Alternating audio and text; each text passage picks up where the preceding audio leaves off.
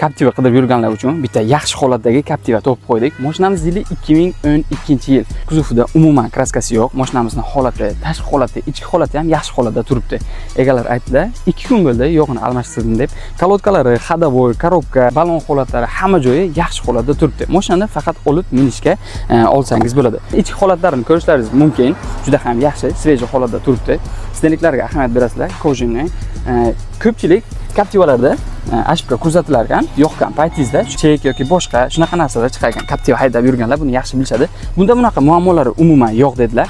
Hammasi juda ham yaxshi holatda turibdi. Mashinamiz yurgani 325 ming kilometr yurgan, metan gaz balon yo'q, faqat mashinani benzinda haydashgan. Xullas mashinamiz juda ham akkuratni saqlangan. Balonlarga ahamiyat berasizlar, yangi balon qo'yilgan, 4 ta kalotkani ham yangi qo'ydim dedilar. Akkumulyator yangi bo'lsa-da, minishga tayyor holatda turibdi.